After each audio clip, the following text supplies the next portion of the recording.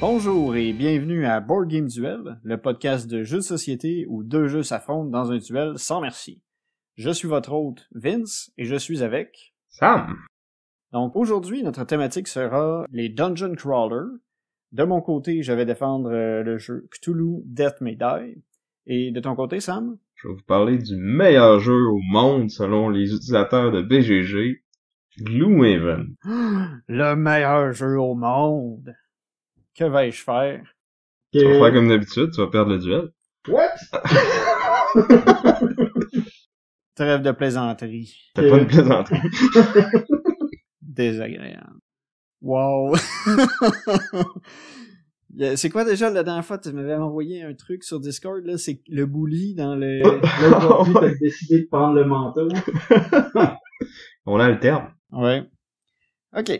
Donc, avant de se lancer dans ce duel qui va probablement être assez épique, on va parler des jeux qu'on a joués cette semaine. Sam, tu m'as parlé il y a pas si longtemps aussi que tu avais joué à un jeu sur Tabletop Simulator qui avait l'air quand même assez complexe, mais assez cool.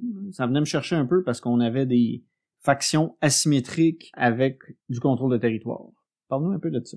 Ouais, le jeu s'appelle The Defense of Procyon Tree. C'est un jeu de l'auteur David Turczi et des éditions PSC Games. Monsieur Turczi, c'est probablement un auteur que des gens connaissent, là. C'est lui qui a fait Anachronie, puis qui fait le mode solo de beaucoup de gros euros costauds. Dans Procyon, c'est un jeu quand même assez costaud lui aussi, là. Il est d'une complexité de 4 sur 5 sur BGG. Mais la complexité vient surtout du fait que il y a, comme t'as dit, il y a 4 factions dans le jeu. Puis chacune des factions a ses propres systèmes de gestion de cartes, puis de comment on fait nos actions, puis même c'est quoi les restrictions quand on fait nos actions, comment qu'on attaque l'autre, comment qu'on fait du dommage. Mais sont toutes interreliées, donc faut quand même avoir une idée de qu'est-ce que les autres peuvent faire, puis comment ils font pour vraiment bien jouer la game, si on veut.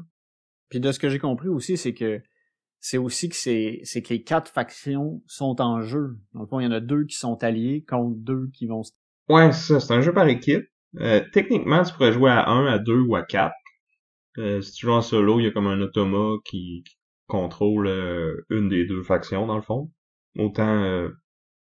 dans le fond, il y a comme 2 champs de bataille. Là. Il y en a un sur la planète, puis un dans l'espace. Puis là, t'as les terriens qui défendent la planète de Procyon contre les envahisseurs extraterrestres là, qui ont un nom full thématique dont je me rappelle plus. Là. C'est pas vraiment important. Mais bref, il y a les méchants aliens qui attaquent les humains, puis je pense que quand tu joues en solo, les aliens sont contrôlés par l'espèce de AI du jeu, si on veut. Puis quand tu joues à 2 aussi, en fait. Ou tu pourrais jouer à 2, un contre l'autre, puis chacun contrôle 2 joueurs, si on veut. Mais nous, on a joué à 4. Donc l'expérience la plus optimale, j'ai l'impression que le jeu a été designé pour être comme ça, je pense. Fait que moi je jouais dans le fond du côté des terriens, puis je contrôlais l'armée au sol. Dans le fond, le jeu c'est comme une course au point. Parce que oui, il y a du contrôle de territoire puis de la bataille, mais comme il y a certains objectifs dans le fond qui vont te rapporter des points. Tu sais, dans le fond, c'est un pool commun pour chaque équipe. Là. Fait que si je fais bien sur le terrain, mon coéquipier fait bien dans l'espace, on va accumuler des points ensemble, puis c'est le premier qui arrive à 42 points. C'est pas quelque chose qu'il faut dire à la légère, ça? Non, c'est ça. Je pense que c'est probablement pas un hasard. Mm-hmm. Puis c'est ça. Dans le fond, il y a différents objectifs. L'objectif principal pour moi, qui était l'armée de terre, c'était dans le fond, de défendre mes bâtiments, puis d'évacuer les scientifiques. Fait qu'il faut que, dans le fond, il y a des pièces qui sont des scientifiques qui sont un peu partout sur le board, puis moi, il faut que je les amène jusqu'à ma ville pour pouvoir les envoyer dans l'espace. Puis après ça, un coup qu'ils sont dans l'espace, ça va être la responsabilité de mon coéquipier de comme protéger les vaisseaux de transport des scientifiques, puis s'assurer qu'ils puissent comme s'en aller De la planète. Ouais, ça, du plateau, là. Fait que quand on fait ça, à chaque fois qu'on réussit à le faire, ça nous fait des points. Puis à l'inverse, si l'ennemi réussit à les détruire, que ce soit sur la planète ou dans l'espace, ben non seulement nous on perd des points, mais en plus s'il le fait, je pense que c'est 10 ou 12 fois, ben on perd automatiquement la partie, peu importe c'est quoi les points. Puis j'avais aussi d'autres choses là, qui me permettaient de faire des points là, si je détruisais les grosses unités de l'autre côté, notamment l'armée de extraterrestres, ils ont comme une queen, une reine qui a quand même pas mal de vie puis qui attaque fort, puis que dans le fond, une de ses façons de faire des points, c'est d'amener cette reine-là à ma base. Mais moi, de mon côté, si je réussis à la tuer, ben je fais beaucoup de points. Puis la particularité de ma faction, c'est que j'avais, dans le fond, 4 héros qui ont toutes des habiletés différentes. Puis à chaque tour, je pouvais en activer un de ces héros-là. Donc à chaque tour, je pouvais activer son habilité spéciale, puis là, dépendamment de la carte que je joue, dans le fond, j'ai une main de 4 cartes. Il y en a une que je vais jouer comme un espèce de one-shot. Puis là, ça me donne un gros boost d'un coup. Mais après ça, je revois plus jamais la carte de toute la partie. Puis ça dicte aussi quel héros va s'activer ce tour-ci. Il y en a qui sont spécifiques à certains héros, puis il y en a que c'est genre active celui que tu veux. Puis après ça, avec les cartes qui me restent, je peux les jouer pour, dans le fond, selon les symboles qu'il y a dessus, ça va dire combien d'unités je peux activer ce tour-ci, puis quel bâtiment je peux activer. Là, il y a vraiment beaucoup de petites règles puis de fideliness, si on veut, là, de petits détails pointilleux. Ce qui fait que au début, c'est beaucoup d'informations que tu te fais garrocher, mais comme à la fin de ma première partie, je commençais à comprendre comment ça se passait. T'sais. C'est pas pire, tu sais. Au moins, t'as réussi à jouer. Non, mais tu sais, je veux dire, t'es capable de jouer pareil, mais t'es tout le temps en train de... on était souvent en train de re-regarder dans le livre, ok, qu'est-ce que ça fait si je veux faire ça? Parce que, tu sais, au final, j'ai 3-4 actions qui sont quand même simples, mais là, comme, dans quel ordre il faut que ça se fasse? Qu'est-ce que ça fait quand telle affaire arrive? On était souvent en train de rechecker, mais je pense que déjà une deuxième partie, ça serait beaucoup, beaucoup plus smooth. C'est sûr qu'avec un niveau de complexité comme ça, tu sais, ça se comprend, dans le fond, de pas catcher tout ce qui se passe du premier coup. Non, surtout que c'est ça, tu sais, là, j'ai parlé de une faction, mais il y en a 4, là, que je peux moins parler en détail, parce que je les ai pas joués, justement, là, tu sais. T'as vu un peu, t'as subi un peu une d'eux autres, mais sinon, t'étais un peu témoin de qu'est-ce qui se passait sans vraiment avoir la mécanique dans les mains. C'est ça, tu sais, comme tout le monde a un deck de cartes, il y en a un qui a un pool de dés, je pense, qui va déterminer un peu les actions qu'il peut faire, puis là, comme par exemple, je sais que mon coéquipier dans l'espace, sur ses cartes, il y a comme 2 informations majeures, si on veut, comme l'action qu'il peut faire s'il la joue comme carte, ou les dommages qu'il fait s'il amène dans sa pile d'attaque. Parce que quand lui attaque, le nombre de dégâts qu'il fait, ça dépend. Dans le fond, il décide, moi j'attaque, donc là, il va piger une des cartes qu'il a vu, qu'il a mis dans son deck d'attaque. Fait que tu sais un peu c'est quoi tes probabilités. Tu sais, comme si toutes tes petites cartes sont sorties, tu sais que ta grosse, ça s'en vient, fait que c'est peut-être le temps de faire ton attaque qui compte. Mais c'est ça, faut que tu gères ta main en fonction de, tu sais, je veux-tu mettre mes meilleures cartes comme dommage, ou je veux garder les meilleures actions pour faire plus d'affaires sur le plateau, bouger plus de vaisseaux, tu sais. Ouais, j'imagine aussi que les cartes sont un peu grosse habilité, grosse valeur de points, mettons. Ouais, C'est pour que ce soit déchirant. Puis c'est un peu le même principe pour moi, là, tu sais, ceux qui ont les habiletés les plus cool sur les cartes, mais c'est celles qui donnent le plus de points d'action aussi, si on veut. Puis là, c'est ça, je rentrerai pas dans les détails, mais tu sais, j'avais différents types d'unités qui ont tous différents types de points de vie, pis tout ça, puis dans le fond, au fur et à mesure que je me fais tuer mes unités, il y a comme les cadavres qui s'accumulent sur le board, si on veut, puis moi, je peux prendre des actions pour les enlever. Puis si je le fais pas, l'ennemi, lui, il peut prendre des actions pour comme faire spawner des nouvelles unités de là, ou carrément scorer des points. OK. Puis je sais qu'à l'inverse, mon adversaire, lui, il avait comme... Lui aussi, il a une main de carte, mais il y a aussi comme un espèce de tableau personnel. Fait que là, il peut soit jouer la carte pour... Puis sur les cartes, dans le fond, ça dit quel territoire qu'il peut activer avec ça. Fait qu'il faut qu'il se déplace de là ou qu'il attaque là. Ou il joue la carte sur son plateau. Puis là, au moment où il la joue, il choisit une colonne. Il y a comme 4 colonnes avec 2 rangées, si on veut. La première fois que tu choisis une colonne, tu fais les 2 actions qui sont dessus. Mais après ça, tu mets ta carte sur le haut. Fait que cette action-là devient moins forte si tu veux la refaire. Tu vas juste faire l'action du bas. Puis après ça, tu pourras plus la refaire pantoute. Sauf, comme à mi-partie, il y a une habilité qui permet de reprendre toutes ses cartes puis de relibérer son plateau. Fait que là, à ce moment-là, il pogne comme un boost, puis il redevient, il y a plus d'options, il est plus fort. Fait que c'est plein d'affaires comme ça qu'il faut gérer. Il y a aussi, du côté des terriens, on avait une ressource que les deux, on pouvait accumuler, mais les deux, on pouvait aussi dépenser. Fait que moi, elle me servait surtout à comme relâcher les scientifiques dans l'espace ou je pouvais parachuter dans le fond des nouvelles troupes sur la carte. Là, quand ils arrivaient, ils faisaient des dommages pis tout ça. Fait que... Mais mon coéquipier, lui, en avait besoin pour comme enlever des spores. Parce que les vaisseaux ennemis, dans le fond, la façon qu'ils attaquent, eux autres, c'est qu'ils produisent des spores dans certains emplacements sur le plateau. Puis là, quand le vaisseau terrien, dans le fond, sa valeur de bouclier est dépassée par la valeur de sport dans l'endroit où il est, ben, dès qu'il se fait tirer dessus, il meurt. That's it. Il y a pas de jet de dés, il y a pas de hasard, il y a pas rien, c'est juste t'es correct, un moment donné, il y a trop de sport, t'es plus correct. Fait que lui, ça, dans le fond, ces drones-là, qui sont la ressource qu'on partage, ben ça peut lui permettre d'enlever les sports, donc de se protéger. Fait que c'est ça, fait que même si vous êtes chacun sur votre champ de bataille, il y a beaucoup d'interactions, dans le fond, entre les deux joueurs de la même équipe. Oui, parce que moi, mettons, dans le fond, lui, si ses vaisseaux sont... Dans le fond, la map est comme séparée en 2 hémisphères. Puis si les vaisseaux sont en orbite d'un des 2 hémisphères, ben ils peuvent bombarder sur la carte pour comme tuer mes ennemis, ils peuvent me parachuter des nouvelles troupes, justement. Puis les deux côtés peuvent faire ça, le bombarder. Fait que les deux essayent de se battre pour comme le sous-orbite, je pense qu'ils appellent, là, au-dessus de chacun des hémisphères. Il y a plein d'autres affaires, là. Il y a des buildings, il y a j'ai des tokens que je rajoute à des places qui me permettent de déflecter des dommages ou des absorber, tout ça, puis comment que j'ai gère, puis comment que j'ai place, c'est super important. Fait que, tu sais, c'est un jeu qui est ambitieux, très ambitieux, tu sais, c'est... Il y a beaucoup de promesses, mettons, là. Tu sais, on dit, c'est du combat spatial, du combat terrestre, la course de points, les trucs asymétriques, mais qui doivent quand même être équilibrés.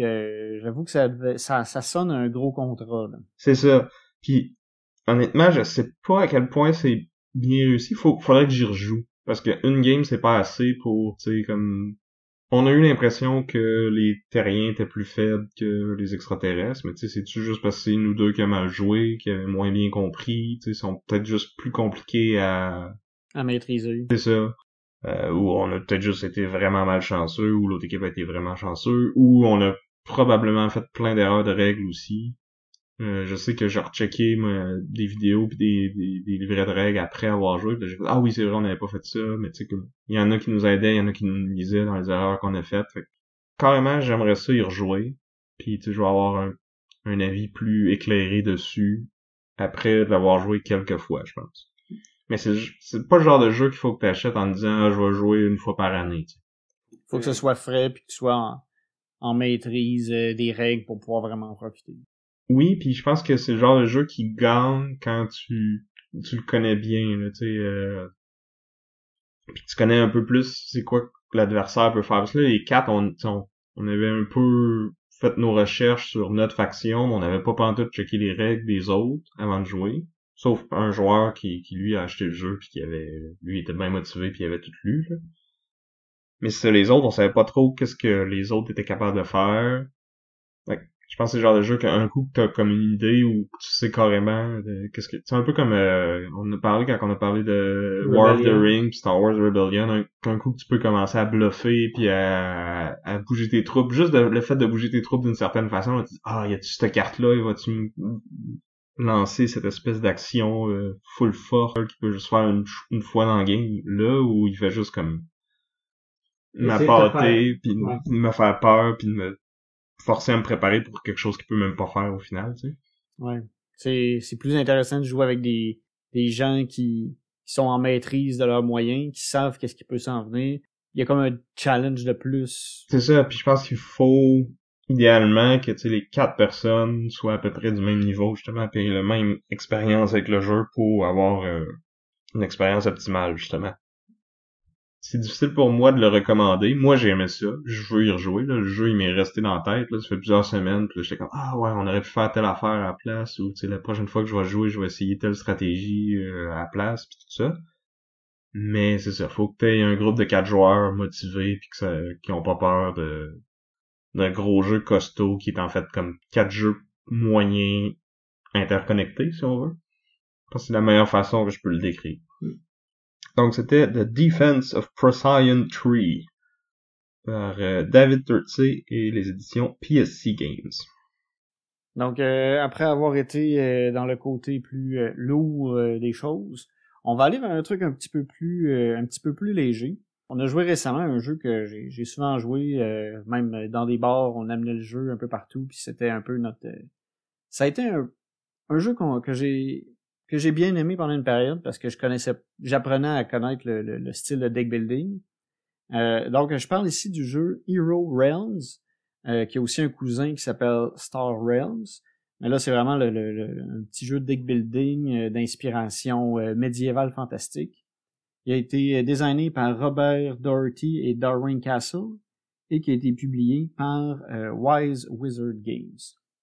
Donc, Hero Realms, c'est quand même un jeu qui a de l'expérience, là. Il est pas très récent, puis il y a eu beaucoup d'expansions qui sont sorties avec les années. 2016, c'est pas si vieux que ça. En termes de jeu, c'est quand même vieux. C'est ça. Puis tu sais, je trouve que il a bougé beaucoup depuis le début. Tu sais, au début, on avait le jeu de base, dans le fond. On peut jouer de 2 à 4 joueurs. Tout le monde part avec une main. C'est mieux à 2, on va le dire, là. Ouais. C'est un style Magic the Gathering, là. C'est un combat un contre l'autre avec des cartes. Ouais. Mais dans ce sens très vague et large, là. Ouais. Parce que, tu sais, ça reste que dans ce cas-ci, c'est ça, on a notre petit deck building. Dans le jeu de base, on commence tout avec la même main, on commence tout avec le même nombre de points de vie. On a un marché commun où justement on a 5 cartes qui sont visibles, puis les gens peuvent, à la fin de leur tour, pendant leur tour, utiliser des pièces d'argent qu'ils vont avoir accumulées dans leurs mains, en fait, qui sont des cartes, utiliser des cartes pour acheter des nouvelles cartes, les mettre dans leur défausse, puis éventuellement pouvoir les jouer. Ouais, au final, il y a comme 4 effets principaux, si on veut, sur les cartes. Soit donner de l'argent pour en acheter d'autres, soit des dommages pour attaquer l'adversaire, du heal pour se soigner, puis j'ai des nouvelles cartes. Ah, puis une 5e, il y a aussi des champions. Ouais, les champions aussi qui vont avoir des habilités qui vont... Dans le fond, qui vont protéger, l'adversaire est obligé d'attaquer les champions avant de t'attaquer toi. Ceux qui sont des gardes. Ouais, c'est ça. Bon, pour remettre ça un peu plus dans l'ordre, c'est ça, c'est qu'on a des cartes qui sont des actions instantanées, justement. On fait des dégâts directement à notre opposant ou à ses gardes. En fait, à ses héros, ses monstres, créatures, il y a un peu de tout. Qui sont devant lui, qui peuvent servir de bouclier, mais qui peuvent aussi attaquer. Donc, on a aussi 4 familles de cartes. On a des cartes des cartes vertes, des cartes jaunes, des cartes bleues, puis des rouges. Dans le fond, chacune a comme un peu sa saveur associée, là. Un peu comme Magic, là. T'sais, dans ce cas-là, ici, les jaunes, ils font souvent des soins. Les vertes, ils te permettent souvent de repiocher des cartes puis en mettre plus. Les rouges, c'est vraiment juste de l'attaque directe. Trasher, épurer ton deck aussi. Oui, c'est ça. Puis on a les bleus qui sont plus aller chercher de l'argent, puis... Mais tu sais, ils vont tous faire un peu de dégâts puis un peu d'argent aussi, tu sais. Ouais. Mais c'est ça qui la twist, si on veut, c'est qu'il y a beaucoup de ces cartes-là qui vont avoir comme un effet plus faible, puis en plus un effet plus fort si on en joue 2 ou plus de la même couleur dans le même tour. C'est ça, il y a des effets de synergie avec les cartes de même couleur, fait que souvent ça va nous pousser un peu à se spécialiser vers une ou l'autre des stratégies parce qu'elle va pouvoir s'améliorer à mesure qu'on va avoir plus de cartes de cette même couleur-là. Ouais, parce que si on achète tout le temps juste la meilleure carte disponible, on va se ramasser avec comme des cartes des 4 couleurs, puis ça va être les chances qu'on en pige 2 de la même couleur dans le même tour vont diminuer versus si on en prend tout le temps la même ou 2 à la limite, tu sais. C'est ça. Puis tu sais, à un moment donné, c'est que ces pouvoirs-là, ils deviennent vraiment forts à la longue parce que tu sais, on accumule plein de bonhommes devant nous autres, puis on fait des combos, puis bonhommes qu'on a devant nous autres vont aussi permettre d'avoir des effets supplémentaires avec les couleurs. Fait que c'est... Puis ça, tu sais, y a pas grand chose d'autre à dire sur le jeu de base, là. C'est un petit jeu de confrontation assez simple, là. Ça se joue rapidement, tu sais, une partie ça dure quoi, 20 minutes peut-être. Max, c'est ça. Puis si on veut un peu plus de jus, il y a des tonnes d'extensions. Il y a des extensions dans le fond qui rajoutent des classes de héros. Dans le fond, c'est qu'au lieu de commencer avec tout le monde de la même main, le même nombre de points de vie, on peut rajouter des classes de personnages qui fait qu'on est, admettons, un croisé, un voleur ou un ranger, un magicien, là, les classes qu'on voit classiquement dans tout ce qui est médiéval fantastique. Ce que ça fait, c'est qu'on va avoir des mains de départ différentes, des points de vie différents, puis ça va nous donner aussi des pouvoirs qu'on peut utiliser. C'est des habilités, on a une habilité passive, on a une habilité aussi qu'on peut faire juste une fois en partie. Fait que ça change un peu la dynamique, ça va influencer vers quelle couleur on va aller aussi si on veut. Parce que chaque héros a un peu sa couleur aussi qui lui est associée. Ouais. Il y en a qui sont des matchs plus naturels que d'autres, si on veut. Ouais. Puis ça, dans le fond, c'est assez essentiel parce que si on veut jouer pleinement avec les autres, ça prend ces extensions-là. Ça prend les personnages. Parce que les autres extensions... Avec les autres extensions. Ouais. Parce que, tu sais, les autres extensions, il y en a qui sont des espèces c'est des boss. On a un dragon, on a un Lich King, je pense qu'il y en a une autre. Mais bref, là, ça va virer le jeu en un contre tous. En fait, ça peut virer le jeu. Parce que tu pourrais aussi jouer boss contre boss, si tu veux. Mais je pense que ce qui est plus cool, c'est de jouer, mettons, à 3 ou 2, 3, 4 contre 1. Parce que là, chacun des joueurs de l'équipe va avoir son personnage différent. Puis le but, dans le fond, c'est de se mettre en équipe pour taper sur le gros boss. Puis le gros boss, il va avoir ses cartes particulières à lui ou elle. Mais il va aussi pouvoir aller acheter des cartes dans le marché qui reste un marché commun au final. Mais tu sais, il est carrément plus fort que les autres. Puis il y a des petites twists puis des mécaniques particulières à chacun de ces boss-là. Tu sais, comme le dragon, il va aller, je pense qu'il va aller voler les items des autres ou des choses comme ça. J'ai pas joué souvent avec cette extension-là. Puis je sais que le Lich King, dans le fond, il y a différentes potions qui vont lui donner différents pouvoirs. Puis en tout cas. Puis il y a aussi une autre lignée d'extensions qui sont vraiment carrément une campagne. Fait que là, c'est 100% coop. Encore une fois, par contre, ça prend les extensions avec des classes de personnages. Puis là, chacun choisit une classe. Puis on va faire une succession de scénarios là, qui vont avoir différents boss, différentes twists sur les règles, différentes conditions de victoire et de défaite. Puis au fur et à mesure qu'on progresse dans la campagne, ben on va comme monter de level. Puis là, ça va nous débarrer des nouvelles cartes qui vont venir remplacer nos cartes de départ ou notre habilité passive. Puis on a comme un espèce de skill tree, si on veut. Là. Fait qu'on a des branches où ce qu'on peut choisir qu'est-ce qu'on va améliorer. Puis après ça, on peut soit améliorer carrément une nouvelle branche ou poursuivre dans la même branche qu'on a déjà améliorée pour avoir des habilités qui sont encore plus fortes. Fait que c'est sympathique, c'est le fun. Puis c'est pas une campagne de 75-80 scénarios comme d'autres jeux. Il me semble que le meilleur jeu au monde, il devrait avoir quelque chose comme ça. Ouais, c'est ça, tu sais. Fait que c'est plus comme 3-4 scénarios, puis qui deviennent de plus en plus difficiles, puis on a quelques petits choix narratifs, là. Fait que ça peut valoir la peine de le refaire après pour aller voir si on avait choisi B au lieu de A, qu'est-ce que ça serait passé, puis... Mais au final, je pense que ça se rencontre pas mal toutes. En tout cas, celle que j'ai jouée, j'en ai joué seulement une, mais... Donc, voilà pour Hero Realms de Robert Dougherty et Darwin Castle est publié par Wise Wizard Games. Donc, c'est un jeu qui arrive jamais en retard. Non. Il arrive précisément, ouais, c'est ça, il arrive précisément à l'heure prévue. Donc, maintenant qu'on a fini de parler des petits jeux auxquels on a joué, maintenant on va arriver au plat principal. Ouais, mais avant qu'on passe au duel, juste un petit rappel, vous avez peut-être vu passer ça sur nos médias sociaux, mais on a lancé un appel à tous pour notre ultime classement. Donc pour notre 20e épisode, on prévoit faire un épisode un peu spécial où ce qu'on va, dans le fond, classer tous les jeux qu'on a présentés en duel jusqu'à maintenant. Puis dans le fond, on va utiliser le site PubMeeple qui permet de de faire des listes, dans le fond, de 1 à X de nos choses préférées. Ça a été développé surtout pour, tu peux, dans le fond, uploader ta collection sur BGG, puis dans le fond, classer tes jeux de ton préféré à celui que t'aimes le moins.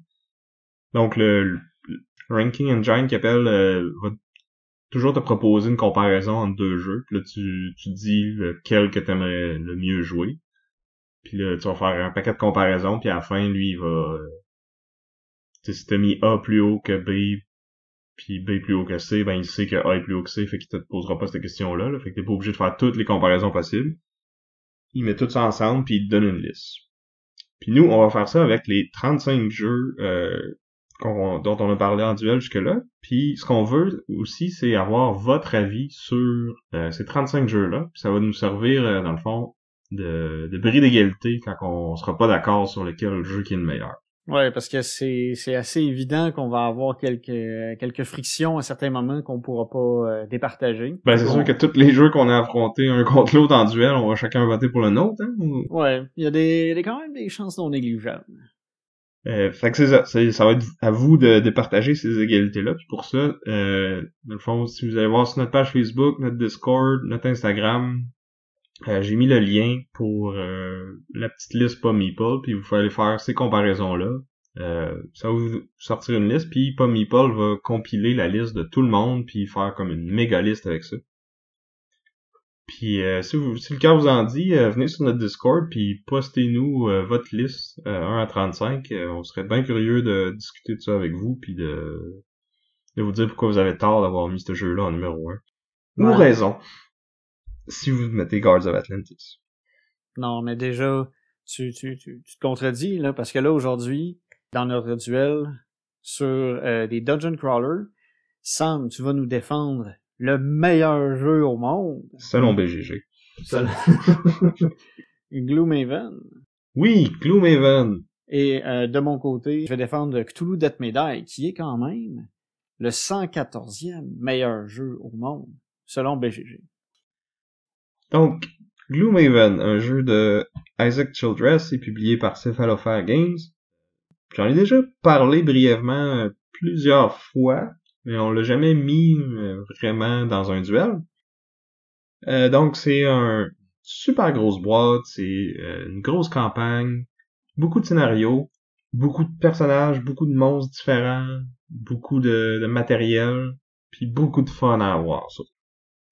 Dans le jeu, dans le fond, le groupe de joueurs, c'est comme une compagnie de mercenaires qui sont pas des... C'est pas des top héros, là. C'est plus comme... Des mercenaires qui traînent dans les tavernes puis qui prennent tout ce qui passe parce que...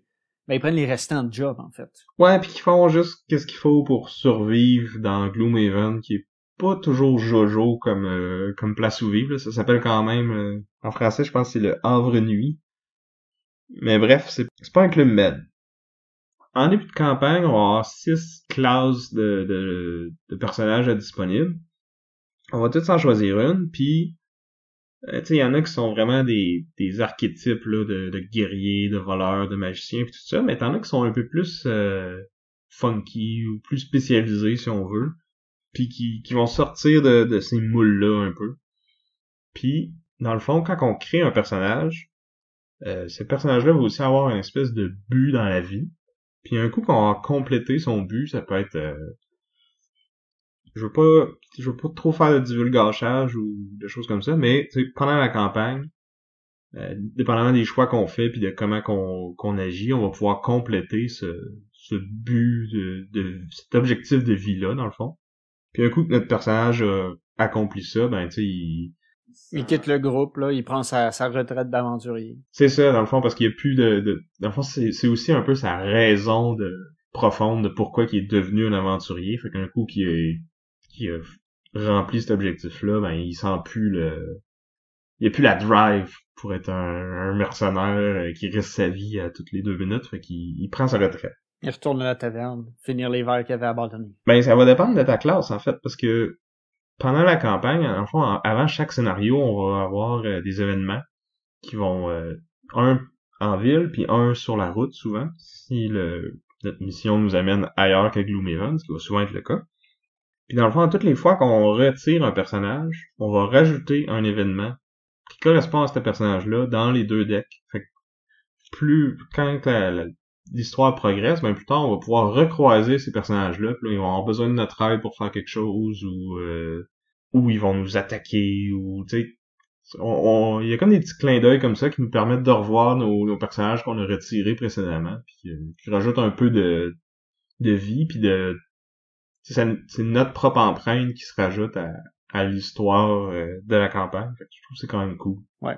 Là, t'as parlé un peu de campagne, mais tu sais, parce que c'est un truc qui revient beaucoup dans le jeu, tu sais, il y a une histoire qui va suivre, mais c'est pas non plus le focus du jeu, tu sais, c'est vraiment gameplay que là on est. Ouais, parce que la campagne est cool, puis tu sais, l'histoire c'est tel que tel, là, c'est des petits textes pas trop longs, pas trop c'est pas super impliqué, puis c'est pas là qu'il va y avoir full de twists narratifs, puis de, tu sais.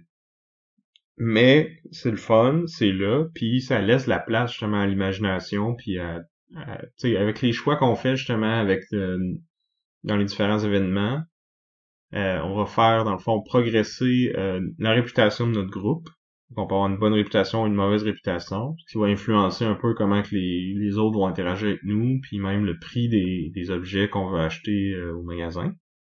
Puis il va aussi avoir dans le fond, un niveau de prospérité de la ville de Gloomhaven en tant que tel. Fait que là, dépendamment des choix qu'on fait, parce que souvent dans la campagne, on va avoir des choix entre deux scénarios, ou tu sais, on va être présenté devant des situations, puis on va pouvoir, dans le fond, s'il y a deux groupes qui sont un contre l'autre, on peut décider lequel qu'on va aider, si on veut. Fait que dépendamment des choix qu'on fait, ça va plus ou moins faire monter ou diminuer le niveau de prospérité de la ville, puis ça influence aussi justement quand on crée un nouveau personnage, parce que quand notre personnage se retire, ben nous on se retire pas de la campagne, là, on s'en crée un nouveau, puis généralement on débloque une nouvelle classe à ce moment-là. Fait que ça nous donne des nouveaux jouets qu'on a hâte d'essayer. Fait que c'est ça qui fait qu'on veut toujours retourner à Gloomhaven, je trouve, c'est de tout le temps vouloir débloquer de quoi de nouveau, puis de changer de... Parce qu'un moment donné, après un certain nombre de parties, on connaît bien notre personnage, on sait comment il fonctionne, ça peut commencer à devenir un petit peu redondant, mais encore pas tant que ça, puis le fait de tout le temps justement comme ben là il me manque juste deux trucs pour pouvoir débloquer un nouveau personnage, puis là celui-là il a l'air intéressant, mais je voulais essayer l'autre que... Fait que tu sais, on a toujours du nouveau stock à essayer, ça c'est cool. Puis il y a pas non plus tu sais, quand un personnage va se retirer, on perd pas non plus complètement tout ce qu'on a déjà accumulé avec le premier, tu sais, parce que le premier personnage qui arrive, il arrive déjà avec un certain bagage, il y a certains perks, tu sais, il part pas de 0-0, fait que c'est pas, tu régresses pas complètement dans le fond. Non, puis c'est ça, c'est là où je voulais en venir, c'est que plus la prospérité est haute, plus tu vas pouvoir partir à un niveau élevé. Fait que plutôt que de commencer niveau 1, tu peux commencer niveau, tu sais, ton prospérité niveau 5, mais tu commences niveau 5. Puis, tu sais, les niveaux vont de 1 à 9. Fait que tu sais, niveau 5, t'as déjà quand même de quoi de bon, là. Puis comme tu dis, chaque nouveau personnage qu'on fait va être un peu plus fort que le précédent parce qu'on va avoir plus de perks, là, donc d'habilités passives si on veut. Puis ce qui fait vraiment la beauté du jeu, c'est le système de combat puis d'action où ce que là chaque classe de personnage va avoir son deck particulier à la classe. Puis à toutes les fois qu'on monte de niveau, dans le fond, on va débloquer une nouvelle carte. Fait qu'on a le choix entre deux, une qu'on rajoute à notre deck, puis une autre qu'on laisse de côté. Puis les cartes vont devenir évidemment de plus en plus fortes. Puis là, à chaque mission, on va pouvoir amener une partie de ces cartes-là. Puis le nombre va dépendre de notre classe de personnage. Fait qu'il y en a qui ont des plus grosses mains que d'autres. Puis ça, c'est un peu le timer d'une partie, parce que à chaque tour, il faut qu'on joue deux cartes. Puis après ça, ces deux cartes-là vont aller dans la défausse. Puis un coup que notre main est vide, pour récupérer nos cartes de notre défausse, ben, il faut qu'on fasse faut qu'on se repose. Puis là, il y a différents types de repos, mais bref, à toutes les fois qu'on va faire un repos, on va perdre une carte de manière permanente. Ça va pas dans la discarte, elle est perdue. Fait que, au fur et à mesure que les tours avancent, ben, on va avoir de moins en moins de cartes dans notre deck, fait qu'on va avoir de moins en moins de choix d'action, si on veut, puis si à un moment donné, on se ramasse qu'on a plus de cartes, mais là, on tombe fatigué, puis on Épuisé, doit épuisé, ouais, on doit se retirer du scénario. Puis là, si tous les joueurs sont épuisés, ben, on a perdu. Puis il y a même certains scénarios où on peut pas tomber épuisé carrément. Là. Il faut absolument se rendre à la fin ou... Non, parce que chaque scénario, dans le fond, peut avoir des conditions de victoire qui sont différentes. Il va y avoir des monstres différents. Aussi, ce qui est intéressant, c'est que la difficulté de chaque scénario va aussi augmenter en fonction du nombre de joueurs, puis en fonction du niveau moyen. Joueurs, ouais, c'est ça. Dans le fond, tu fais comme le niveau moyen de ton party. Puis ça va être le niveau du... c'est ça qui va dicter le niveau du scénario. Puis après ça, tu peux ajouter ou rabaisser à ce niveau-là si tu veux une expérience plus difficile ou plus facile. Puis, les cartes, c'est pour revenir à ça, certaines des cartes vont avoir des habiletés qui vont être vraiment fortes, mais que quand on les utilise, on va les perdre. Fait qu'ils vont pas dans le défaut s'ils sont carrément enlevés du jeu. Donc ça va accélérer un peu notre demi, si on veut. Là. Ouais, dans le fond, souvent ça va être aussi des classes qui vont avoir plus de cartes en main, ils vont souvent avoir plus de ces cartes-là, mais c'est comme des cartes qui... il faut choisir le bon moment pour les utiliser parce qu'il faut pas les gaspiller parce que justement on va tomber épuisé plus rapidement si on se met à toutes les jouer au début de la partie. Puis des fois il y a des événements un peu surprises qui peuvent arriver puis que finalement le scénario dure un peu plus longtemps que ce qu'on pensait initialement. Ouais. Et aussi sur chaque carte dans le fond ils sont séparés en deux, fait qu'il y a une action du haut puis une action du bas, puis à chaque tour on en choisit deux, puis il faut faire le haut de une puis le bas de l'autre. Fait qu'on a comme deux choix si on veut. En plus du choix des cartes. Ouais, mais c'est ça. On choisit nos cartes sans savoir ce que les autres vont faire. Fait que tout le monde choisit secrètement ces deux cartes. Puis après ça, on les révèle. Puis sur chaque carte, il va y avoir aussi une initiative. Fait que là, après que tout le monde ait choisi puis révélé ses cartes, on dévoile les cartes des monstres aussi, parce que les monstres aussi vont à chaque tour faire des actions différentes. Là. La plupart du temps, ils vont bouger et attaquer, mais dépendamment de la classe de monstre puis des cartes qu'on pige, ils vont peut-être attaquer à distance, ou attaquer plus fort mais se déplacer moins, ou se déplacer plus puis attaquer moins, ou mettre des effets négatifs sur les joueurs, se soigner. C'est ça. Nous, on peut tout faire ça aussi. Nos cartes vont avoir des effets similaires aussi. Là. On peut mettre des effets négatifs, des effets positifs. On peut aussi prendre le contrôle de certains ennemis avec certaines cartes. Certaines classes, pas tout le monde. Oh, ouais. Mais oui. Puis c'est ça la beauté de la chose, puis qui fait qu'il y a comme 17 classes différentes, je pense, ou 16, en tout cas. Il y a beaucoup de classes différentes, puis chacune, c'est vraiment pas pareil. C'est une expérience différente de, tu joues une brute versus un tinkerer, ben ça sera pas la même game, puis on n'aura pas le même rôle. Il y en a qui vont être plus tank, il y en a qui vont faire plus de dégâts, il y en a qui vont être plus du support, il y en a qui vont permettre de, comme tu dis, de manipuler les ennemis. Fait que c'est d'aller chercher les combos entre ces différentes classes-là, essayer de trouver les synergies entre notre classe puis la classe des autres joueurs qui on joue pour optimiser à la fois nos déplacements, nos dégâts, nos soins, nos habiletés. À ça, t'ajoutes aussi la création d'éléments qui peuvent être utilisés par d'autres joueurs pour avoir un effet supplémentaire sur leur carte à eux. Fait qu'il y a aussi cet aspect-là de coordination de groupe qui s'ajoute à... Ouais, puis les ennemis peuvent venir gâcher nos plans aussi, parce que les autres aussi peuvent utiliser ces éléments-là. Les éléments sont partagés entre les joueurs et les monstres. Puis, tu sais, généralement, par contre, thématiquement, mettons, les Flame Demons, ben, ils vont utiliser le feu ou le froid. Puis quand ils utilisent le froid, ça va leur donner un malus, puis quand ils utilisent le feu, ben, ça va leur donner un bonus. Fait en sachant ça, on peut choisir nos cartes en conséquence au début du scénario, parce qu'on sait ça va être quoi les ennemis qui vont être présents dans ce scénario-là. Fait que ça peut influencer c'est quoi les cartes qu'on amène pour ce scénario-là. Puis justement, chaque scénario va être différent. La plupart, ça va être de tuer tous les ennemis, mais il y en a que ça va être plus de se rendre du point A au point B, ou de faire certaines actions spéciales. Tu sais, il va y avoir au fond, chaque scénario va avoir une petite introduction, puis souvent, il va y avoir des petites règles particulières à ce scénario-là. Puis là, on peut tout regarder ça avant de faire notre choix de carte. Puis là, après ça, on se lance, puis on essaye de, comme je disais, d'optimiser la façon qu'on joue nos cartes pour réussir le scénario, faire le plus d'expérience possible, puis ramasser le plus d'or possible. Pour après ça, parce que c'est ça, on va récolter de l'or, puis là, on a parlé tantôt de de progression avec des niveaux où on va gagner des cartes, on va gagner des points de vie, mais après ça, t'as aussi à la ville, tu peux aller acheter de l'équipement qu'on ajoute sur nos personnages pour qu'ils deviennent plus forts. C'est ça, puis là, de trouver les bons équipements qui fit le mieux avec notre classe, les utiliser de façon à justement maximiser nos habilités, là. Il y a beaucoup de fun à avoir avec ça aussi. Puis là, c'est ça, on a notre grosse campagne je pense qu'il y a 50 scénarios dans l'histoire principale, mais on a à peu près 45 autres scénarios qui vont être plus comme des espèces de side quests ou des trucs qu'on peut débloquer de façon un peu semi-random, si on veut.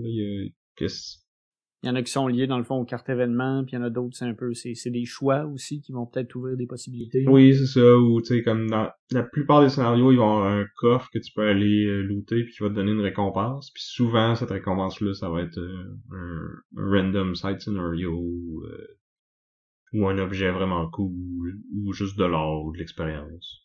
Ou des fois, c'est des pièges puis tu te prends des dégâts.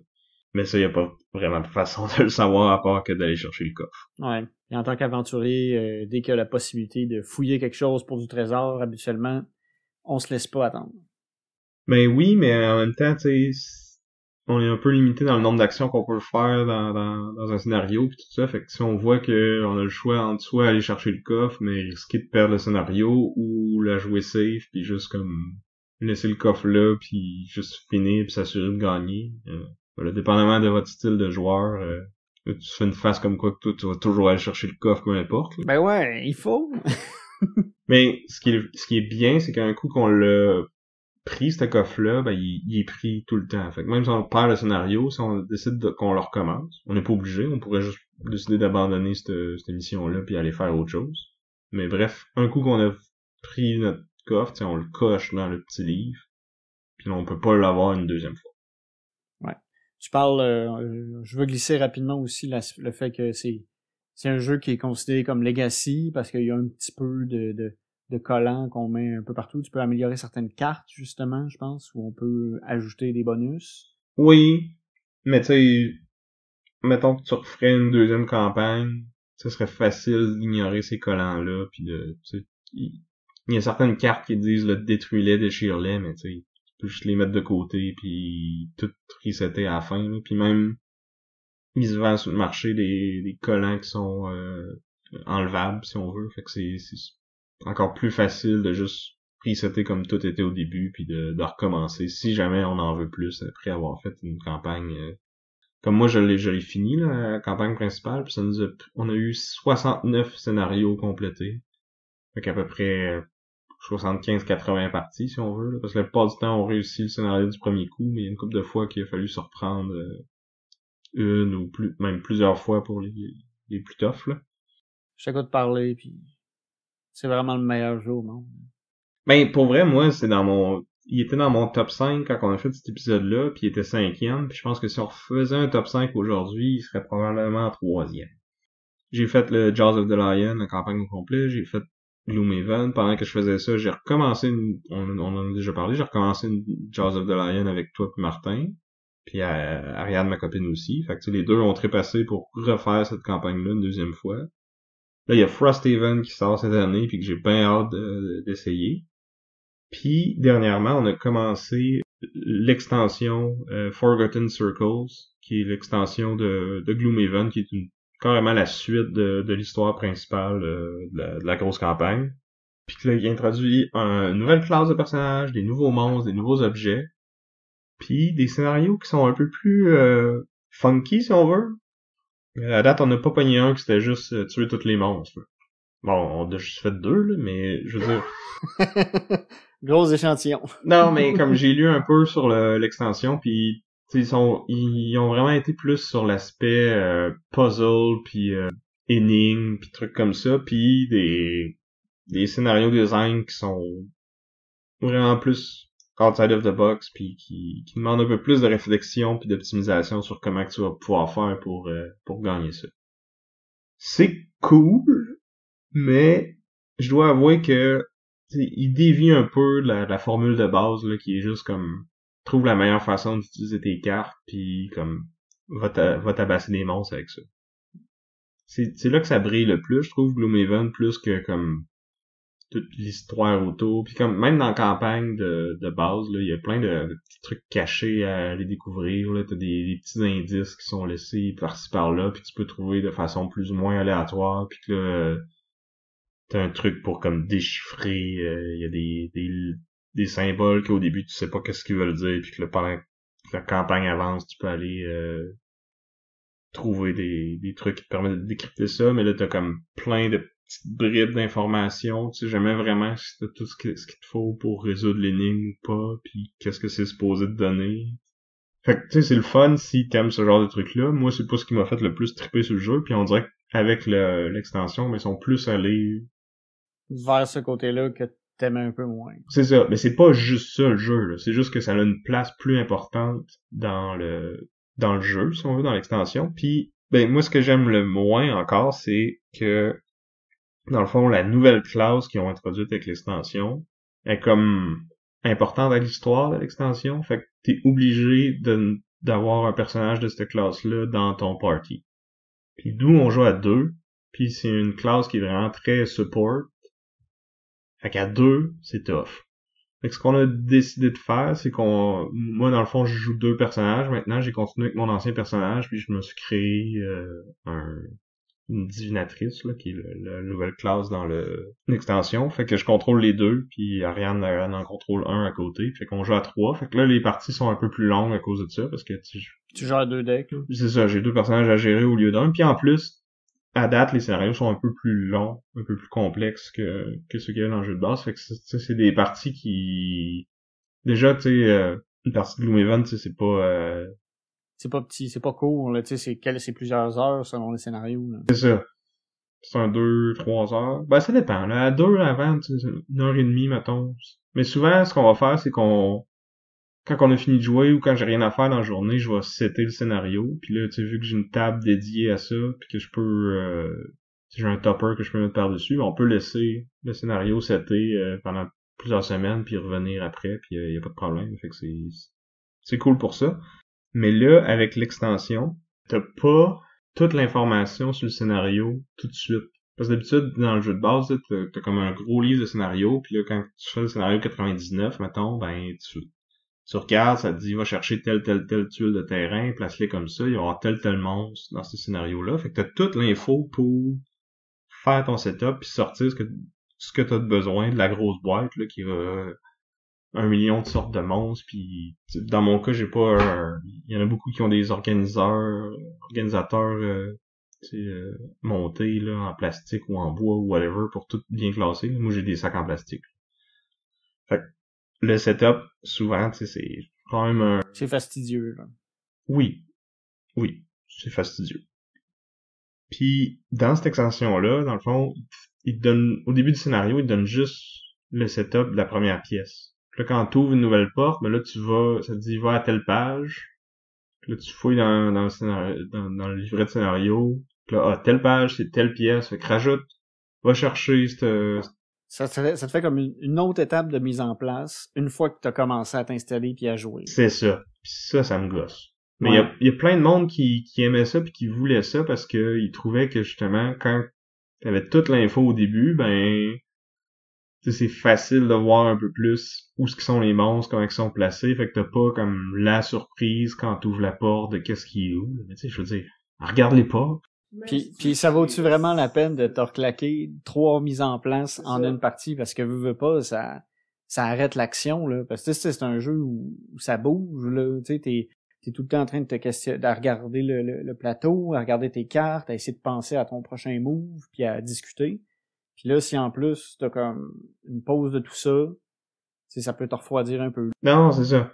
Pour moi, c'est un petit point contre pour l'extension, mais tu sais, je veux dire, il y a vraiment beaucoup de stock dans le jeu de base, fait que t'as pas vraiment besoin d'extension. T'sais. À moins que tu l'aies déjà fait toute la campagne au complet. Puis, je te dirais, si mettons, c'est ton cas, pis t'as pas joué à Jaws of the Lion, pis là tu te demandes Jaws of the Lion ou Forgotten Circles, moi j'irais avec Jaws of the Lion en premier. Ou à l'inverse, t'as jamais joué à Gloomhaven de ta vie, tu sais pas trop par où commencer, tu veux pas t'investir dans une grosse boîte qui coûte cher pis qui est une grosse campagne, ben commence par Jaws of the Lion. Moi c'est ça que j'ai fait, puis C'est un jeu qui coûte pas trop cher, qui est encore plus facile à resetter. Il y a pas de collant à mettre autre que sur le plateau qui suit quel scénario t'as fait au final. Là. Fait que si t'aimes pas ça, facile à revendre. That's it. C'est pas pour toi Gloomhaven. C'est Plus correct. accessible aussi pour commencer parce que le début est fait sous forme d'un espèce de tutoriel. Là. On Oui. débloque les mécaniques progressivement. C'est ça. Moi, Ariane, elle m'a dit que elle était contente qu'on ait commencé par ça parce que justement, ça a permis d'amener les choses pas toutes d'un coup, puis c'est plus facile à prendre en main comme ça. Fait que si t'hésites un peu, vas-y avec Jaws of the Lion. Si t'as déjà fini Gloomhaven pis tu t'en veux plus, il y a Forgotten Circles, il y a Frosthaven qui s'en vient bientôt. Peut-être que tu peux être patient puis attendre quelques mois puis te lancer là-dedans à la place. Ou il y a aussi sur BGG plein d'extensions fan-made. Certaines qui ont été même officialisées, si on veut, semi-officialisées par Cephalo Fair Games. Puis qui, la plupart de celles-là demandent pas de matériel de plus. Là. Fait que c'est vraiment les mêmes monstres, les mêmes tuiles, les mêmes classes que dans le jeu de base. Puis il y en a plein aussi qui des nouveaux monstres, des nouvelles classes, des nouveaux objets. Tu peux juste imprimer les choses chez toi pour les nouvelles classes et tout ça. Fait que si t'es motivé puis que t'as le goût, ben tu peux avoir plus de Gloomhaven. Je pense que ça fait le tour. Ouais. Ben moi, Gloomhaven n'était pas dans mon top 5. Je vais parler d'un autre jeu dans mon top 5. Là, on était dans le côté plus heavy, plus lourd de mécanique, quand même niveau de complexité un peu plus intense. Puis là, on va aller dans plus le côté léger avec Cthulhu Death May Die. Donc, lui aussi, c'est un dungeon crawler où, au final, on est une équipe d'investigateurs qui ont fait leur enquête, qui ont suivi les indices, qui ont réussi à traquer un groupe de cultistes qui veulent invoquer un dieu très ancien. Le rituel est déjà commencé. Tout ce qu'on peut faire maintenant, c'est interrompre le rituel, attaquer le dieu très ancien pendant qu'il est vulnérable à grands coups de shotgun. Pareil comme les livres. Exactement comme dans les livres. Et au final, c'est un peu ça le jeu. C'est du dungeon crawl avec légèreté, avec une thématique un peu horreur, mais en même temps, on sent pas trop l'horreur. Donc, on va commencer une partie de Death May Die. On va choisir, tous les joueurs vont choisir des investigateurs. On peut jouer de 1 à 5 joueurs. Si on est tout seul, on va jouer 2 personnages. Donc, on choisit nos investigateurs. Il y a plein d'investigateurs, en fait. Là, c'est Gloomhaven, il y a 16 classes. Ouais. Ben, Cthulhu, je pense que dedans, il y en a quasiment une quarantaine maintenant avec toutes les extensions. Dans Gloomhaven, de un à l'autre, c'est beaucoup plus différent que dans... Oui. T'sais, dans Death May Die, t'as 4-5 habilités, puis... T'as un pool de 6 habilités communes, puis chacun des personnages après ça son habilité personnelle unique. Fait que, ouais, ils ont toutes une habilité unique, puis 2 des 6. Ouais. Fait qu'ils ont 2 sur 3 qui sont pareils que 20 autres personnages. Mais où la twist vient aussi du fait que la progression va se faire de façon différente, parce qu'au fur et à mesure qu'on avance... Donc, c'est ça. Donc, c'est ça. On va choisir nos personnages. Après ça, on choisit un épisode, dans le fond, qui va dicter les conditions de victoire, qui va dicter comment va être placé le plateau, comment sont assemblées les tuiles, les monstres qui vont être présents. Et après ça, on choisit notre dieu très ancien. Fait qu'on a cet aspect-là de modularité. On peut mélanger les épisodes avec les dieux très anciens comme on veut, avec les personnages aussi. Fait qu'il y a vraiment beaucoup de possibilités de combinaisons différentes. C'est un jeu aussi qui, justement, va s'installer quand même assez rapidement. Non. Ben, faut que tu fouilles dans tes 2 boîtes pour aller chercher chacune des figurines de tes 3 investigateurs que tu as choisis. Après ça, faut que tu trouves la boîte de ton dieu très ancien, trouve ta boîte de scénario, mélange les cartes de un puis de l'autre ensemble. C'est aussi long que Gloomhaven. C'est ça mon point. C'est pas... on disait tantôt c'est fastidieux Gloomhaven, c'est pas mieux Death May Die. Moi, j'ai envie de dire que ça dépend aussi à combien d'extensions tout. Là. C'est sûr que moi, j'ai gros kit, là. Fait que j'ai 3 boîtes, puis c'est vrai que faut jouer dans les 3 boîtes. Je trouvais, dans le fond, le point pourquoi je trouvais que c'était facile, c'est parce que tout est dans une boîte, tu sais.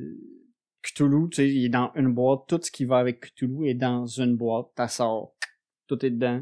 L'épisode, tout est dans la petite boîte, t'as la carte, là. Ouais, mais faut quand même aller chercher tes monstres.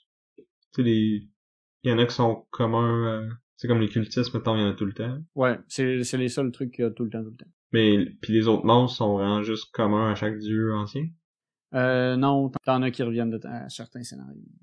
Donc, c'est ça. Donc, une fois qu'on est installé, après ça, on lit une petite mise en situation qui se résume généralement à on a des cultistes, faut tuer le méchant, go. C'est pas un jeu qui va se prendre très au sérieux, tu sais, on n'a pas de campagne. Chaque session de jeu se veut vraiment une session indépendante de tout le reste. Donc, On tombe dans l'écriture de la petite intro du scénario puis les descriptions des personnages, c'est un jeu qui se prend pas au sérieux. Là.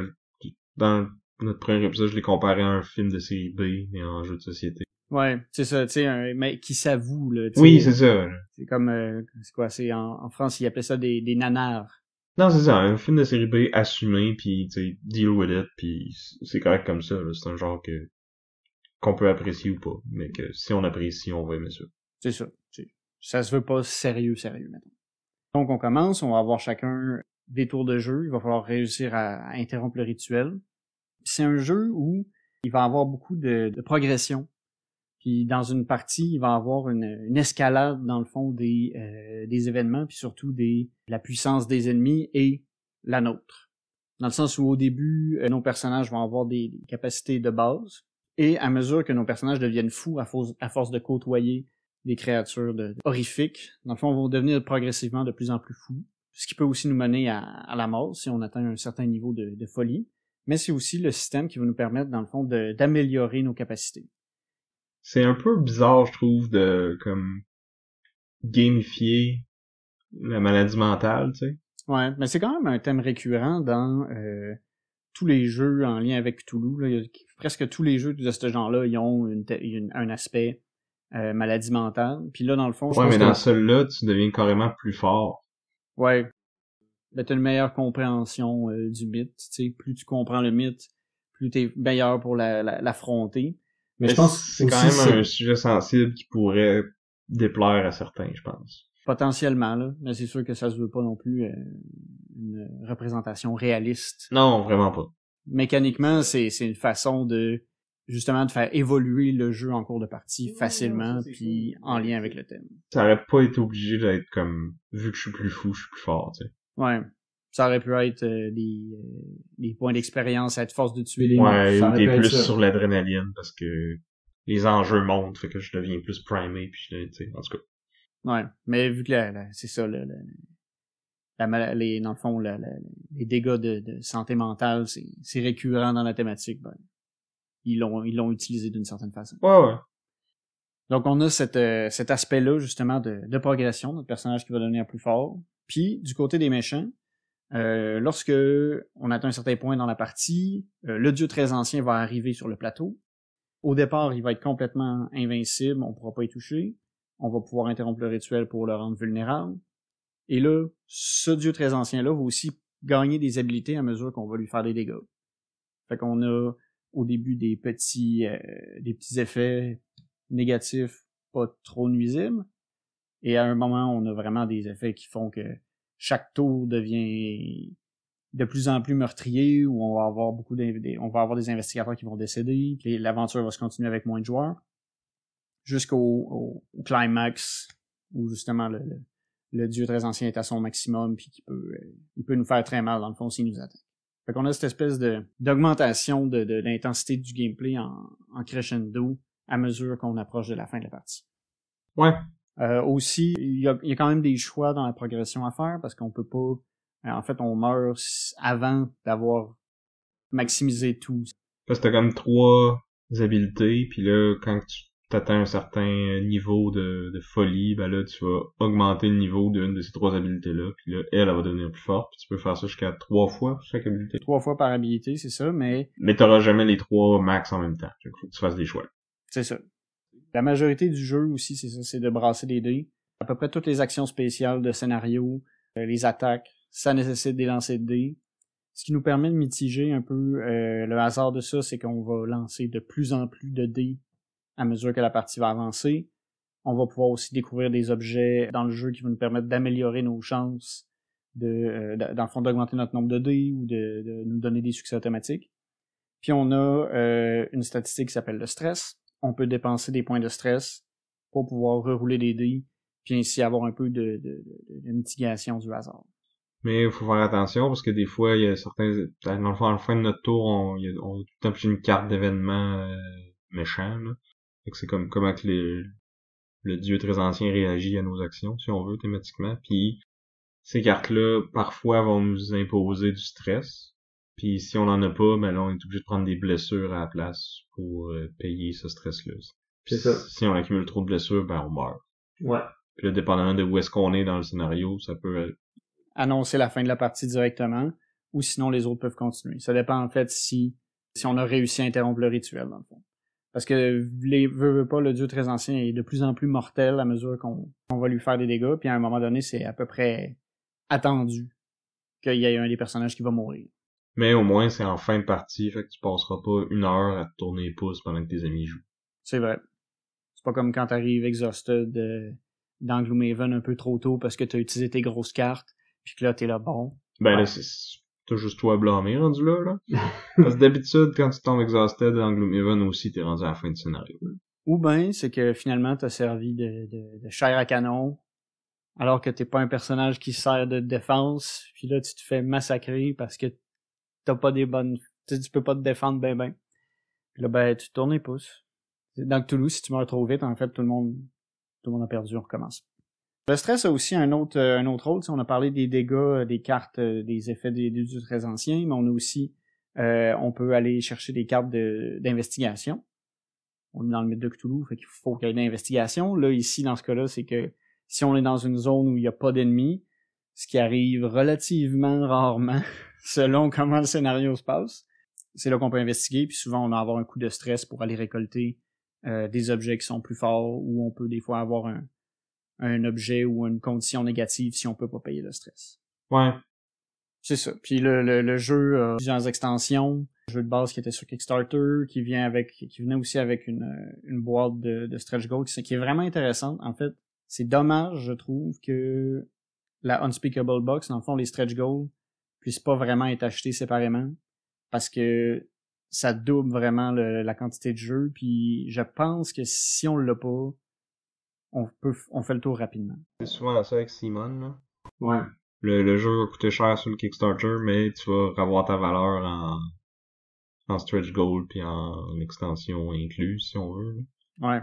Puis c'est avec ça qu'ils vont être capables de faire le jeu à un prix qui est vendable en magasin, t'sais. Ouais. Ça va avoir moins de contenu. Ouais, vraiment moins, là. Tu sais, dans le cas de Death May Die, dans le fond, la boîte de base a 2 dieux très anciens.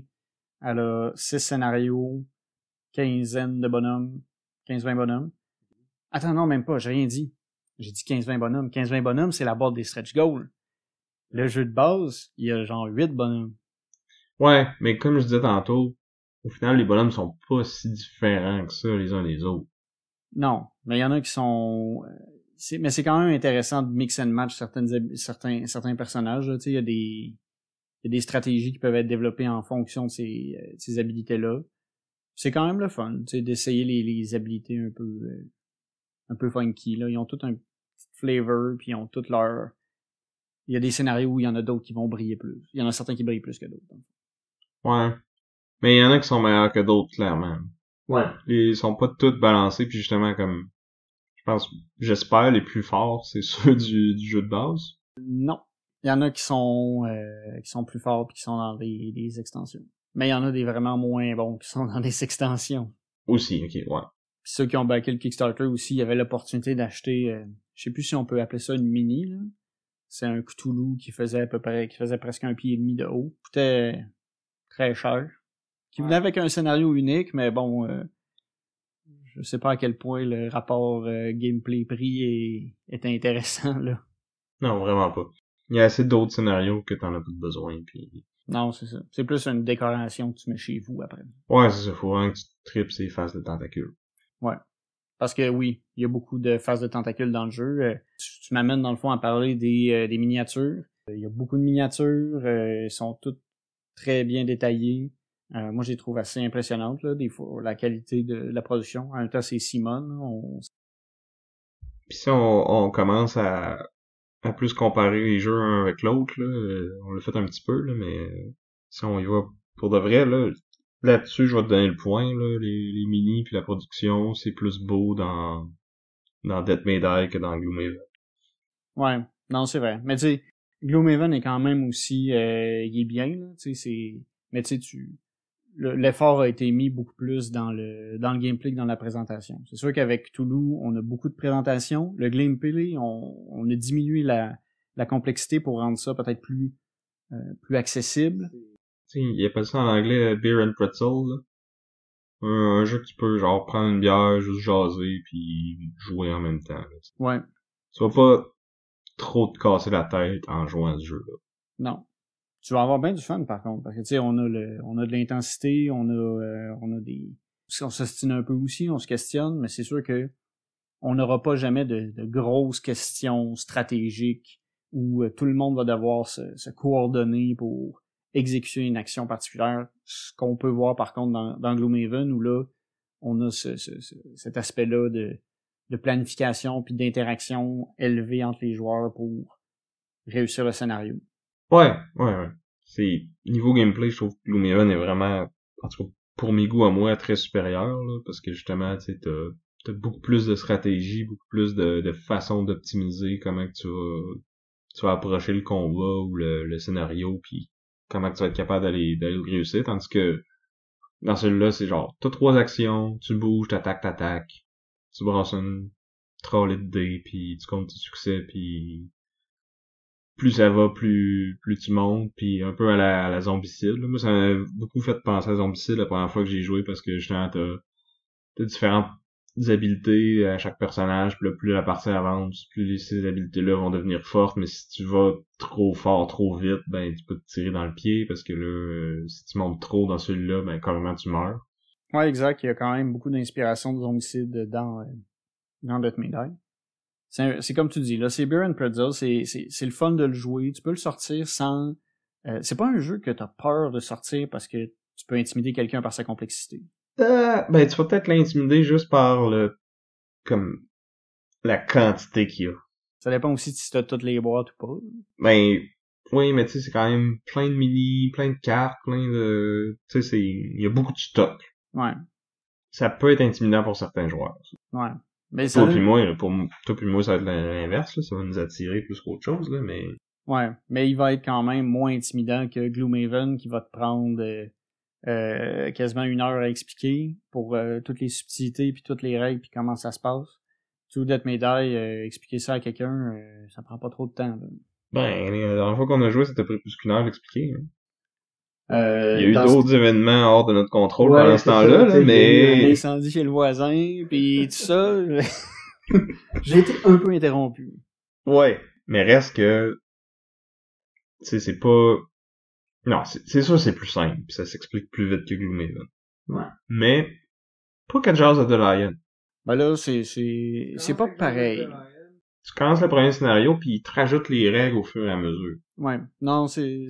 Fait que si tu veux commencer là au plus simple, là, tu commences à Jaws of the Lion, c'est pas mal aussi simple, c'est pas plus simple que Death May Die. Parce que là, dans Death May Die, tu vas aussi vouloir expliquer les petites règles particulières du scénario, du dieu très ancien. Ouais. Chaque monstre a comme son petit pouvoir particulier aussi. Ça, tu peux attendre que le monstre apparaisse avant de l'expliquer, peut-être. Ben, souvent, il y en a déjà un de chaque sur le board. Bon, t'as ben pas c'est le ça, choix. fait que t'as comme pas le choix. Mais, ouais. C'est plus simple que Gloomhaven, définitivement. Peut-être que Jaws of the Lion. Mais Jaws of the Lion, il y a l'aspect tutoriel aussi. C'est ça. Qui est un peu avoué. Oui. Ah, clairement, ils disent, si t'as déjà joué à Gloomhaven, tu peux commencer tout de suite au scénario 5. Ouais. Fait que c'est ça. Fait qu'on s'entend, c'est sûr, pour dire que niveau complexité, niveau peut-être stratégie, gameplay, Gloomhaven va aller plus dans la complexité puis l'intensité. C'est un plus gros jeu. Il y a plus à se mettre sous la dent en termes de challenge puis de réflexion. Cthulhu est un peu plus léger, un peu plus facile d'approche. Puis je pense que l'aspect modulaire fait qu'il peut peut-être être plus facile à sortir. Tu sais, j'ai l'impression que quand tu sors Gloomhaven, tu sais, ça sort avec un contrat. Ben, c'est ça, veux c'est dire, c'est une campagne, tu vas t'impliquer, mais tu peux aussi le jouer, juste faire des scénarios, tu peux faire des scénarios random, il y a des règles pour ça dans le jeu, tu peux juste jouer en mode genre free play si tu veux, puis refaire les scénarios que t'as déjà débloqués, tu sais, créer un nouveau personnage, puis tu prends le deck de cartes level 1, puis tu prends un ou deux items, puis tu joues, là, tu sais. Ouais.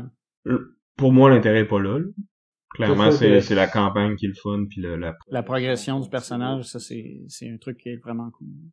Tandis que là, tu sais, je suis d'accord avec toi que oui, tu sais, il y a des scénarios modulaires pis tout ça, mais en tout cas, moi, dans ceux que j'ai joués, j'ai trouvé qu'ils étaient pas tant différents les uns des autres. Puis les dieux très anciens, c'est pas, tu sais, oui, il y a des petites subtilités, puis ça va, ils vont avoir chacun leur monstre qui amène avec eux autres, je pense. Ouais, dans le fond, chaque dieu très ancien a sa mécanique centrale, puis ses monstres acolytes spécifiques à lui, en plus de ceux du scénario. Ouais.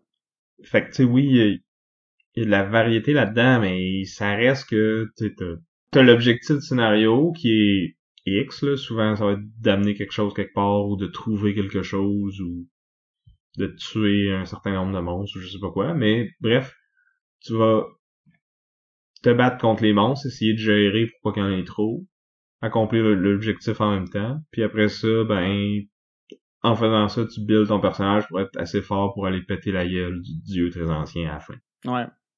C'est sûr que t'as cette routine de jeu-là, je veux dire. C'est qui fait que c'est l'objectif final de chaque partie, c'est le même. C'est un peu le chemin qui va être différent.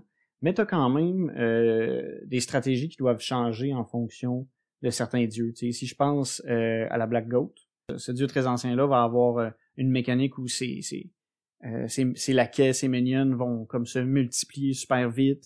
Fait que là, il faut que tu aies choisi des personnages qui soient capables de vider une case au complet facilement. Ce que t'as pas nécessairement besoin, mettons, contre Toulouse. Toulouse qui vient juste avec sa progéniture des étoiles, en français. Puis tu sais, ça change un peu la dynamique parce que justement, là, t'as moins besoin justement de pouvoir clairer une case au complet. Parce que t'as moins de monstres au final sur le board.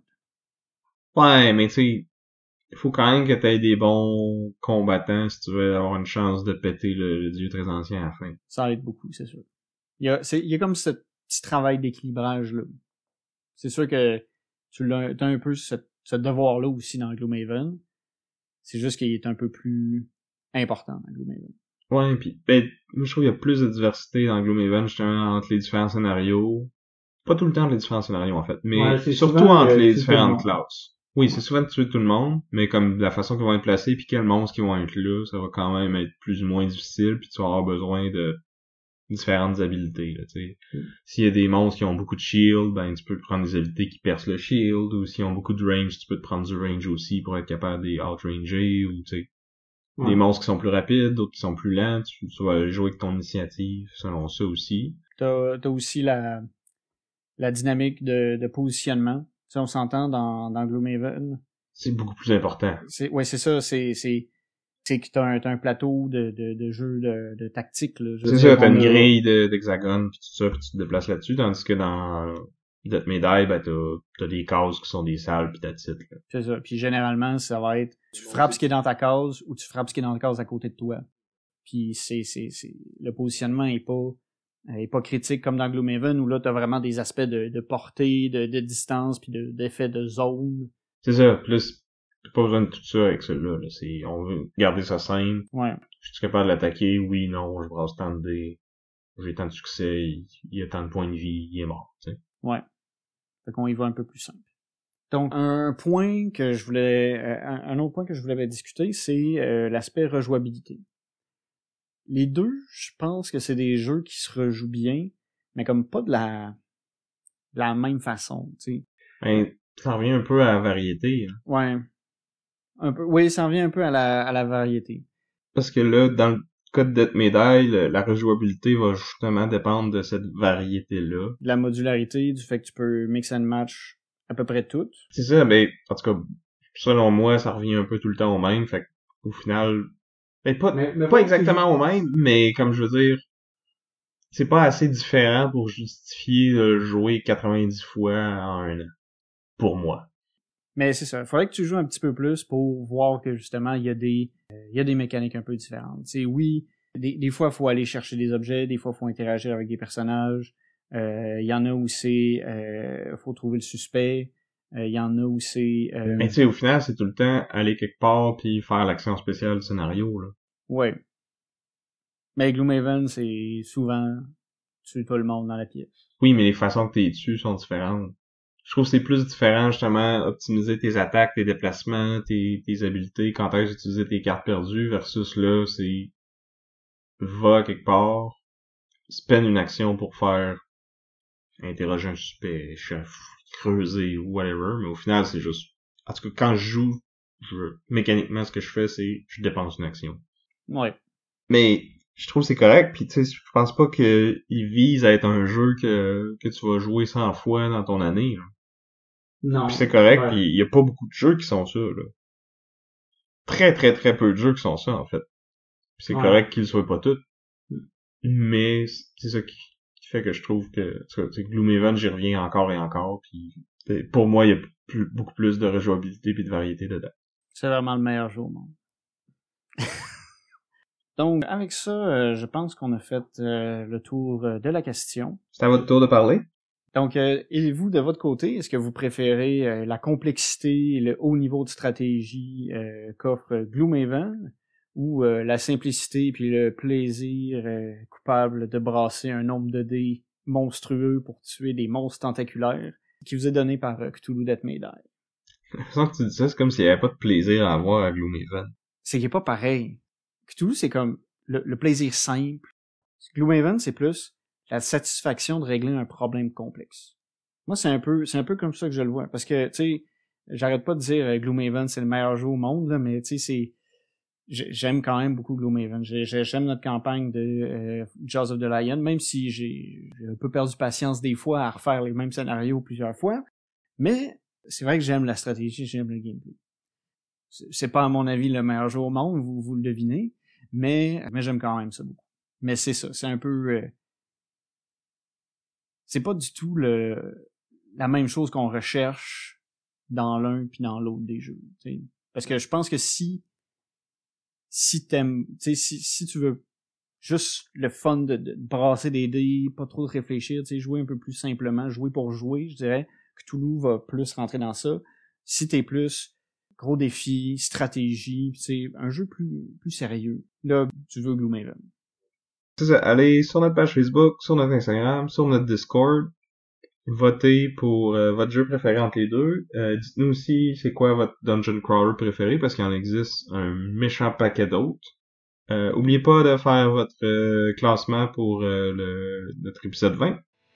Et sinon, merci de nous avoir écoutés et merci à Chrysalis pour notre chanson thème.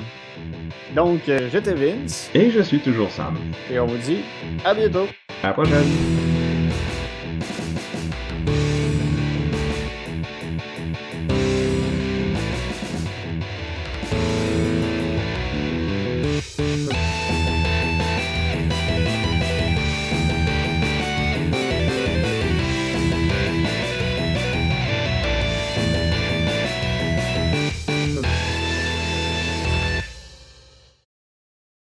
Puis activité son Activité, son activité. Ouais. Activer son habilité spéciale.